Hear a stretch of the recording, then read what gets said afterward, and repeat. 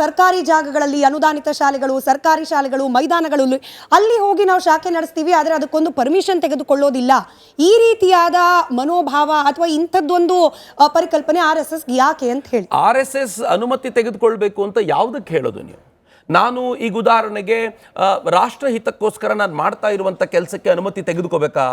ನಾನು ಪ್ರತಿಯೊಂದಕ್ಕೂ ಅನುಮತಿ ಕೇಳ್ಕೊಂಡು ಮಾಡಬೇಕಾ? ಯಾಕೆ ನನಗೆ ಮಾತ್ರ ಇದು? ಈ ಅನುಮತಿ ತೆಗೆದುಕೊಳ್ಬೇಕು ಅನ್ನುವಂಥ ನಿಯಮಗಳಿವೆಯಲ್ಲ, ಅದು ಬ್ರಿಟಿಷರ ಕಾಲದ ಕಾನೂನಿನ ನಿಯಮ.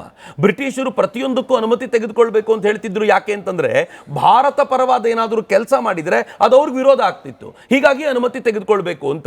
ಶಾಖೆಗಳಲ್ಲಿ ಪ್ರತಿನಿತ್ಯ ದೇಶಭಕ್ತಿ ಗೀತೆಗಳನ್ನು ಹೇಳ್ಕೊಡುವಾಗ, ಶಾಖೆಯಲ್ಲಿ ಪ್ರತಿನಿತ್ಯ ಮಕ್ಕಳಿಗೆ ದೇಶದ ಮೇಲೆ ಪ್ರೀತಿ ಬೆಳೆಸುವಂತ ಆಟಗಳನ್ನು ಆಡಿಸುವಾಗ, ಶಾಖೆಯಲ್ಲಿ ಪ್ರತಿನಿತ್ಯ ಮಕ್ಕಳಿಗೆ ಈ ಸಮಾಜದೊಂದಿಗಿನ ಬಾಂಧವ್ಯವನ್ನು ಗಟ್ಟಿ ಮಾಡ್ಕೊಳ್ಳೋದು ಹೇಗೆ ಅಂತ ಕಲಿಸಿಕೊಡುವಾಗ ಅದಕ್ಕೊಂದು ಪರ್ಮಿಷನ್ ಬೇಕು ಅಂತ ಕೇಳಿದ್ರೆ ಇಲ್ಲಿರೋರು ಭಾರತೀಯ ಸರ್ಕಾರದವರು ಒಂದು ಅಲ್ಲ ಅಂತ ಆಯ್ತು, ಇವರು ಬ್ರಿಟಿಷರೇ ಇದ್ದಾರೆ ಅಂತ ಆಯ್ತು. ಹಾಗಿದ್ದಾಗ ಇಂಥವ್ರನ್ನ ಓಡಿಸ್ಲಿಕ್ಕೆ ಮಹಾತ್ಮ ಗಾಂಧೀಜಿಯವರಂತೆ ಇನ್ನೊಂದು ಕ್ವಿಟ್ ಇಂಡಿಯಾ ತರಬೇಕೇ ಹೊರತು ಇವರುಗಳ ಪರ್ಮಿಷನ್ ತೆಗೆದುಕೊಂಡು ಕೂತ್ಕೊಳ್ತಾ ಇರೋದ್ರಲ್ಲಿ ಅರ್ಥ ಇಲ್ಲ ಅಂತ